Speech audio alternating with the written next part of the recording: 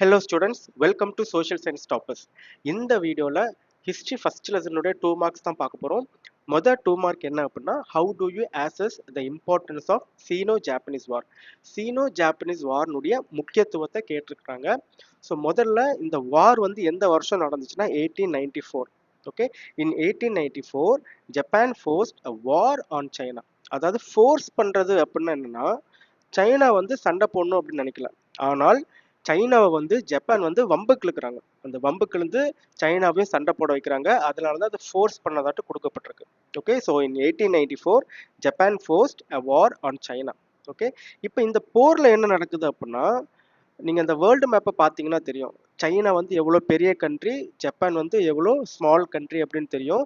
So எல்லாருமே என்ன நினச்சாங்க அப்படின்னா ஜப்பான் தோத்து போயிடும் அப்படின்னு நினச்சாங்க. ஆனால் ஜப்பான் வந்து சைனாவை டிஃபீட் பண்ணிடுச்சு, தோக்கடிச்சிச்சு அந்த போரில். ஓகே, ஸோ இது வந்து உலக நாடுகள் பார்த்து ரொம்பவே ஆச்சரியப்பட்டாங்க. எப்படி இவ்வளோ சின்ன நாடான ஜப்பான் இவ்வளோ பெரிய நாடான சைனாவை வந்து தோக்கடிச்சிச்சு அப்படின்னு ஒரு சர்ப்ரைஸ் ஆகிட்டாங்க எல்லாருமே. ஓகே, அதுதான் செகண்ட் பாயிண்ட்ல கொடுத்துருக்காங்க.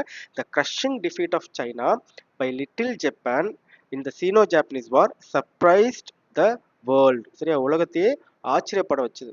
ஓகே, இந்த போர் தொடங்குறதுக்கு முன்னாடி ரஷ்யா, ஜெர்மனி, அப்புறம் பிரான்ஸ், அந்த டைம்ல இவங்க தான் கிரேட் பவர்ஸா இருந்தாங்க.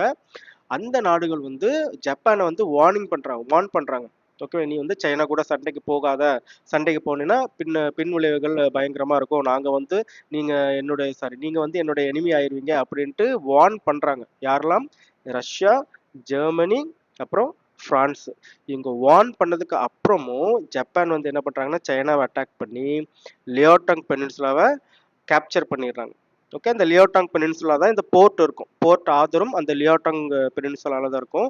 ஸோ அந்த லியோடாங் பெனின்சுலா ஃபுல்லாக என்ன பண்ணிடுறாங்கன்னா கேப்சர் பண்ணிடுறாங்க. ஸோ இதன் மூலமா ஜப்பான் என்ன ப்ரூவ் பண்ணாங்க, என்ன நிரூபிச்சாங்க அப்படின்னா ஈஸ்ட் ஏஷியாவில் நாங்கள் தான் ஸ்ட்ராங்கஸ்ட் நேஷன் அப்படின்னு ப்ரூவ் பண்ணாங்க. Okay, by this action Japan proved it was the strongest nation of the East Asia. Okay, so இந்த கொஸ்டின் வந்து உங்களுக்கு அண்டர்ஸ்டாண்ட் ஆயிருக்கும் அப்படின்னு நம்புறேன். ஸோ இந்த கொஸ்டின் எழுதும் பொழுது ஃபர்ஸ்ட் எப்பயுமே 2 மார்க்காக இருந்தாலுமே ஹெட்டிங் எழுதி ஆன்சர் எழுதுங்க. அப்போ தான் ப்ரெசன்டேஷன் பார்க்குறதுக்கு நல்லாயிருக்கும். அதே மாதிரி இந்த ரெட் கலரில் நான் ஹைலைட் பண்ணி கொடுத்துருக்கேன் இல்லையா, ஸோ இதெல்லாம் பார்த்தீங்கன்னா கீவேர்ட்ஸ். ஸோ நீங்கள் ஆன்சர் எழுதும் பொழுது இந்த ரெட் கலரில் இருக்கிற வேர்ட்ஸ் எல்லாமே அண்டர்லைன் பண்ணி காமிங்க, ஹைலைட் பண்ணி காமிச்சிங்க அப்படின்னா கரெக்ஷன் பண்ணுறவங்க ஈஸியாக இருக்கும், நல்லா ஃபுல் மார்க் போடுவாங்க கண்டிப்பாக. ஓகே, ஸோ இது வந்து 4 பாயிண்ட்ஸ் இருக்குது இந்த கொஸ்டினில். நீங்கள் வந்து ஸ்லோ லேர்னர்ஸ் இல்லைன்னா ஆவரேஜாக படிக்கிறவங்க அப்படின்னா இது கூட ஒரு 3rd பாயிண்ட்டை கட் பண்ணிக்கலாம். ஓகேவா, ஸோ இந்த 3 பாயிண்ட் எழுதுனா கூட உங்களுக்கு மேக்ஸிமம் நிறைய பேர் இதுக்கு 2 மார்க்ஸ் ஃபுல் மார்க் போட்டுருவாங்க.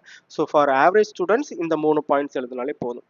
ஓகே, ஸோ நம்ம சேனலுடைய வாட்ஸ்அப் அப்புறம் டெலகிராம் சேனலுடைய லிங்க் வந்து நான் டிஸ்கிரிப்ஷன் கொடுத்து அதை ஃபாலோ பண்ணிக்கோங்க. இந்த பிடிஎஃப் உங்களுக்கு வேணும் அப்படின்னா நம்மளுடைய டெலகிராம் சேனலுக்கு இருக்கும். சரியா, டெலகிராம் சேனலில் நீங்கள் டேரெக்டாக டவுன்லோட் பண்ணிக்கலாம். அதுக்கப்புறம் இந்த வீடியோ உங்களுக்கு ரொம்ப பிடிச்சிருந்து யூஸ்ஃபுல்லாக இருந்துச்சு அப்படின்னா லைக் பண்ணுங்கள், உங்கள் ஃப்ரெண்ட்ஸுக்கிட்ட ஷேர் பண்ணுங்கள், மறக்காமல் நம்ம சேனலை சப்ஸ்கிரைப் பண்ணுங்கள். தேங்க்யூ.